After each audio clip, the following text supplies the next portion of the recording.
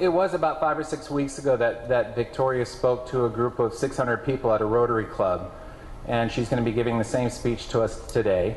And I saw it, I think a week or so after it hit the web, it started going around, and so I quickly got on the phone and talked with her dad Zane and invited them here. And so we have a very special treat. So Victoria, come on up, do your thing.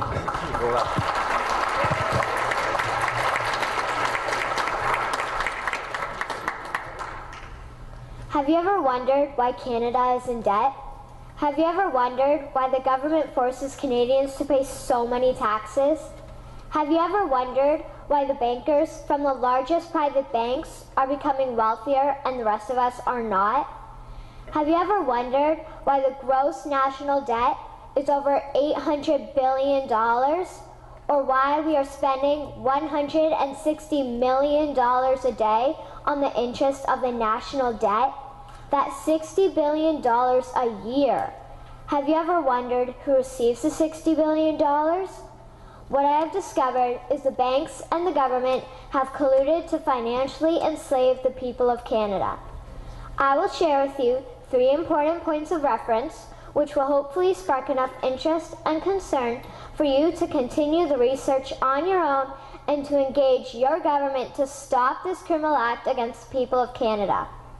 First, we will briefly examine the Bank of Canada. Second, we will see how our banking system works today.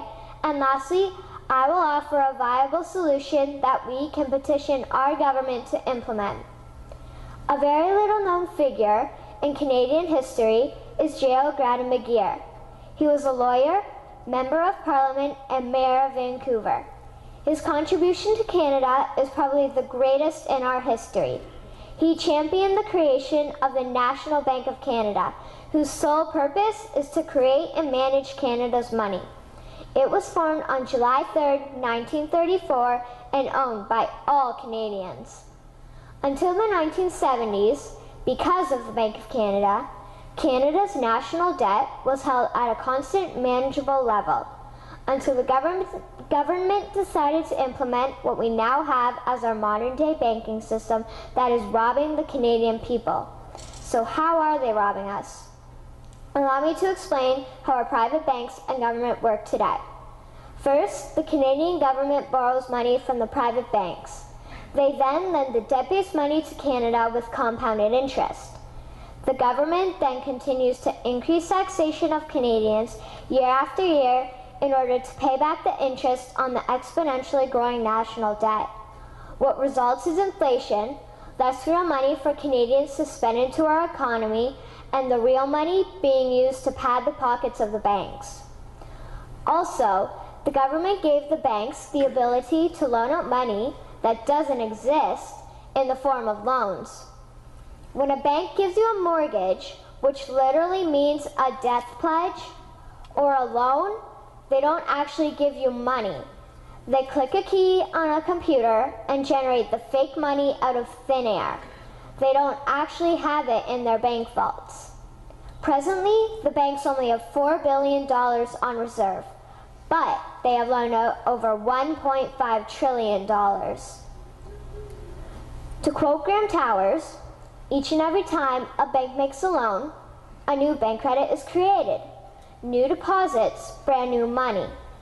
Broadly speaking, all new money comes out of a bank in the form of loans. As loans are debt, then under the present system, all money is debt. What I find interesting is even Jesus, in Matthew 21, drove out the money changers in the temple because they were manipulating the currency to steal money from the people. The private banks are just like the money changers in Matthew 21. They are defrauding and robbing the people of Canada, thus their freedom, and they need to be stopped. How should the banking system work?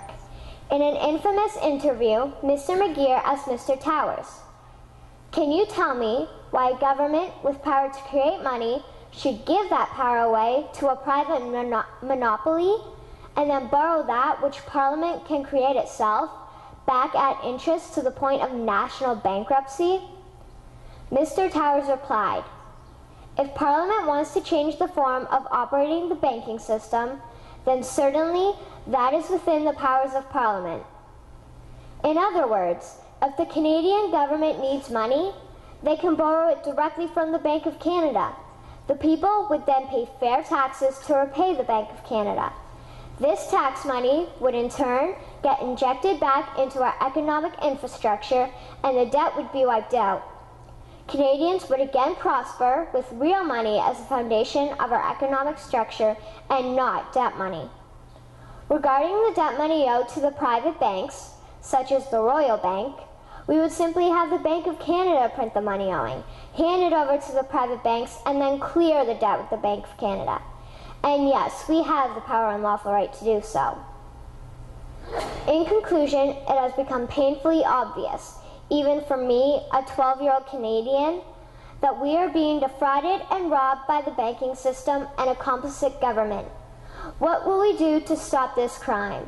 What will we do to ensure that the next generation will live free and clear of the debt-based economy that enslaves them to the banks? Margaret Mead said the following, and I hope that all of you remember this. Never doubt that a small group of people can change the world. Indeed, it is the only thing that ever has. Thank you.